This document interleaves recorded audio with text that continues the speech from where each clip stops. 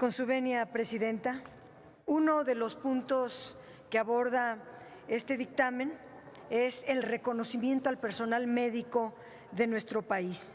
Y nadie debería de escatimar el más amplio reconocimiento por su entrega, vocación, compromiso en el combate a esta epidemia.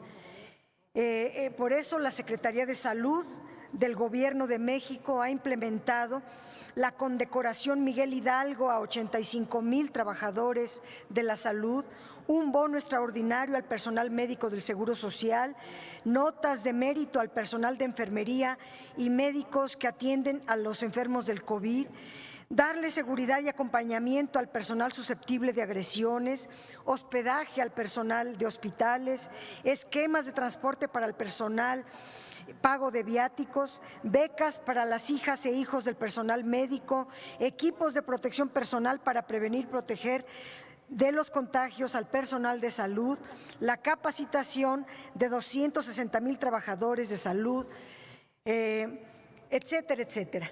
Es una estrategia ante la pandemia que están dirigiendo los mejores y las mejores epidemiólogos, científicos, científicas de nuestro país. El personal altamente calificado está al frente de esta estrategia.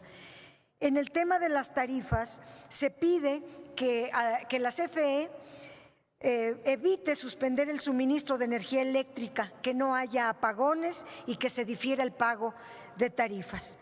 En la reforma energética 2013-2014, que ahora sabemos se dio mediante sobornos, mediante hechos de corrupción, donde se configura el delito de cohecho, porque ningún servidor público puede recibir ningún donativo o dádiva para hacer su trabajo. Algunos exlegisladores dicen que ellos estaban de acuerdo con el contenido de las reformas, lo dijeron los del PAN, y que ellos no habían recibido dinero. El Código Penal establece el cohecho independientemente de su intencionalidad. Si recibieron el soborno, están bajo delito. Emilio Lozoya confesó ante la Fiscalía General de la República que dio 100 millones de pesos, primero 120 después, 200 después, para sobornar a senadores y diputados para que votaran en favor de la reforma energética. La reforma energética votada así podría invalidarse, podría al menos volverse a revisar para ver qué es lo que realmente el legislativo decide, simplemente por ser legisladores y no bajo sobornos. No puede ser válida una reforma que era condición para entregar contratos a Odebrecht a cambio de haberle dado dinero a Enrique Peña Nieto para su campaña. La denuncia de hechos presentada por Emilio Lozoya confirma lo que ya se había documentado en múltiples indagaciones y donde en esta misma tribuna su servidora y muchos legisladores trajimos la solicitud de investigar estas cosas que estaban en la Auditoría Superior de la Federación y en múltiples documentos.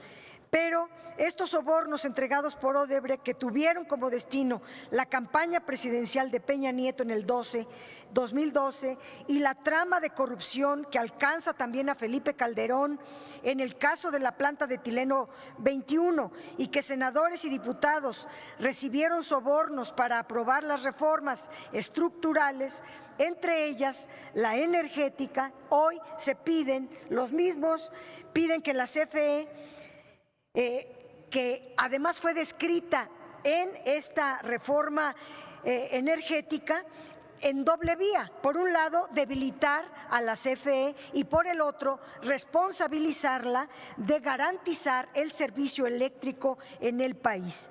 El tema eléctrico es un verdadero galimatías en la ley, pero es muy interesante volverlo a revisar a la luz de los nuevos acontecimientos, porque en efecto, y a mucho orgullo, la CFE es en la ley y en la Constitución la que tiene que garantizar el servicio eléctrico a todos los hogares, negocios, industrias, servicios, etcétera. Por ello, la Secretaría de Energía y el SENACE emitieron el acuerdo para garantizar la continuidad y la confiabilidad del servicio eléctrico, que son un conjunto de medidas para solucionar los problemas estructurales que ponen en riesgo el servicio eléctrico y permite que estén latentes los apagones de manera permanente. Dicho de otra manera, si queremos que realmente se resuelva el tema de las tarifas eléctricas, el tema del servicio eléctrico de manera continua, segura, permanente, y que se acaben estos enormes déficits por tanto subsidio a las empresas privadas, tenemos que entrarle a resolver los problemas estructurales que tiene el servicio eléctrico de nuestro país. Uno de ellos, yo lo decía la vez pasada, es el tema de las tarifas. No lo repito hoy, los privados, todos, no quieren pagar ni el servicio de porteo, ni el servicio de respaldo, ni otros muchos costos que se le cargan a la CFE, debiéndolos pagar las industrias privadas. Segundo, los productores independientes de electricidad, pues si van a vender la electricidad generada en las plantas privadas a la CFE, lo deben hacer mediante una tarifa razonable, al menos la que está en el contrato, no la que firmó el director de la CFE tras bambalinas en acuerdos anexos y ahora están impugnadas y judicializado el proceso para hacer valer la tarifa legal. Es increíble. Lo mismo, de continuar así, las pérdidas son al año de 7,820 millones de pesos. Estos contratos están firmados por 39 años. Si no se le pone un alto, una solución estructural, va a haber una pérdida de 160,000 millones de pesos. Por otro lado están las pérdidas de las compañías de autoabastecimiento que simulan que son sus socios cuando en realidad son sus clientes y ninguno de sus clientes pagan electricidad. Es el caso de una empresa que tiene 7,000 socios y son 7,000 tiendas que trabajan 24 horas, los 365 días y no pagan un peso de luz, mientras que todos tenemos que pagar la electricidad. Estas empresas, que además son multimillonarias, que cotizan en bolsa, no pagan un peso de luz y eso lo defienden aquí los de las bancadas de este lado. Por otro lado… Concluya, por favor, diputada. Creo que está ya pasada de tiempo. Le pedimos que en la siguiente intervención pueda aceptar la pregunta. El reglamento, presidenta, discúlpeme, está hablando el diputado y tiene todo derecho.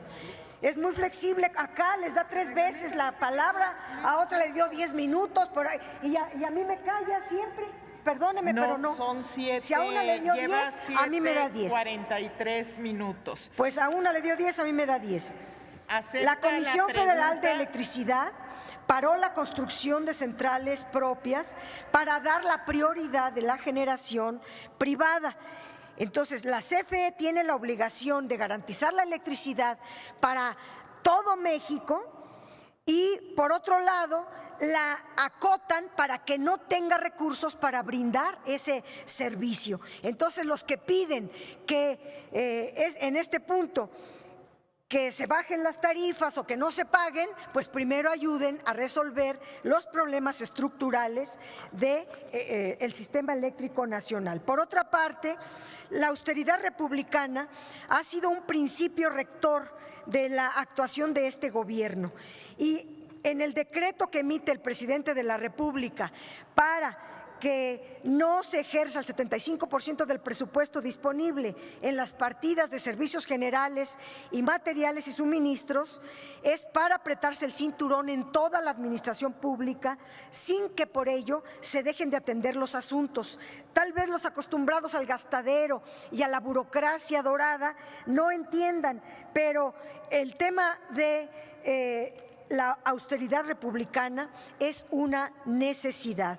Las medidas de este decreto buscan reducir el costo de gobierno a la sociedad, abandonar esa práctica donde los servidores públicos se apropiaban del presupuesto, una práctica que fue conformando una burocracia dorada, todo el dinero se quedaba en el mismo gobierno, eran un gobierno ensimismado que jamás escuchaban el clamor popular.